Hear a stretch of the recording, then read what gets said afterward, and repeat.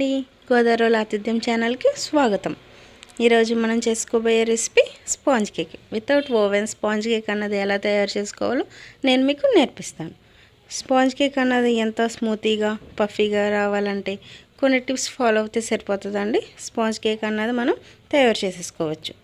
ముందుగా మనం 1 cup maida, 1 cup sugar, 2 eggs and half cup oil, 2 table spoon milk and also baking powder అన్నీ తీసుకుని ready చేసుకుంటే సరిపోతుంది.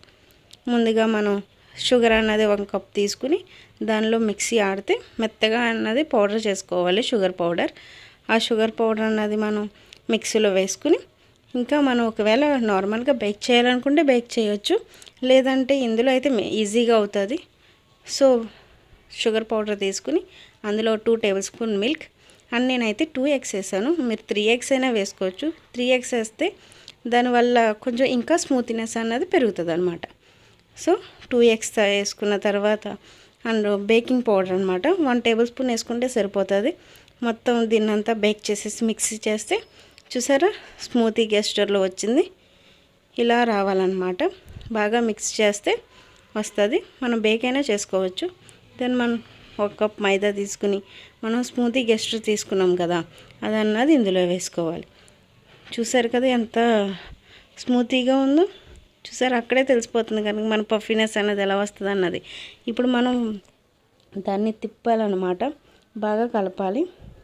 ఎలా కలపాలి అంటే అటు ఇటు అన్నది కలపకూడదు. మనలో ఇది మాత్రం చూసుకోవాలి. కట్ అండ్ ఫోల్డ్ మెథడ్ అయినా సరే మనం చేసుకోవచ్చు, అండ్ ఇదైనా సరే మనం చేసుకోవచ్చు. ఏది చేసుకున్నా సరే ఏదో 1 మెథడ్ చూసుకోవాలి. ఓకేనా ఫ్రెండ్స్?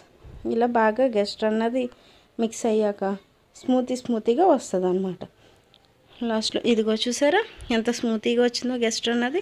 అప్పుడు మనం ఎందులో అయితే బేక్ చేసుకుంటున్నామో అందులో గీ అయినా సరే బటర్ అయినా సరే రాసుకుని అందులో మైదా వేసుకోవాలి. మైదా లేకపోతే బటర్ పేపర్ లేకపోతే కనుక మైదా మాత్రం వేసుకోండి. సో ఇప్పుడు మనం గెస్ట్ రెడీ చేసుకున్నాం కదా, ఆ గెస్ట్ అన్నది ఇందులో వేసుకుందాం. చూసారా ఎంత స్మూతీగా ఉందో. మీరు కూడా ఇలాంటి కొన్ని టిప్స్ ఫాలో అవుతే సరిపోతుందండి. మనం కేక్ అన్నది స్మూతీగా పఫీగా తయారు చేసుకోవచ్చు. ఈ హ్యాపీ న్యూ ఇయర్కి మీ ఇంట్లో కూడా ఈ స్పాంజ్ కేక్ అన్నది తయారు చేయండి.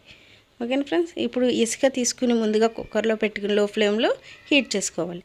ఇప్పుడు మనం బేక్ చేసుకున్నది అందులో పెట్టుకుని మూత పెట్టేయాలి.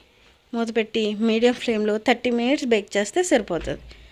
30 మినిట్స్ బేక్ అయ్యాక మనం ఓపెన్ చేసి చూస్తే కేక్ అన్నది రెడీ అయిపోయింది. చూసారా ఎంత పఫీగా రెడీ అయిందనమాట.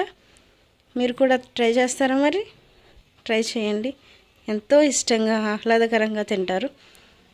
స్మూతీగా పఫీగా ఈజీ స్టెప్స్తో మీరు కూడా కేక్ అన్నది రెడీ చేసేసుకోండి. ఓకేనా ఫ్రెండ్స్? మరి మన గోదావరి ఆతిథ్యం ఛానల్కి సబ్స్క్రైబ్ చేశారా? సబ్స్క్రైబ్ చేయకపోతే కనుక వెంటనే వెళ్ళి సబ్స్క్రైబ్ చేసేసి పక్కనే ఉన్న బెల్ ఐకాన్ సింబల్ని క్లిక్ చేయండి. ఇలాంటి మరికొన్ని వీడియోస్ నేను అప్లోడ్ చేస్తాను. Please subscribe. Thank you for watching.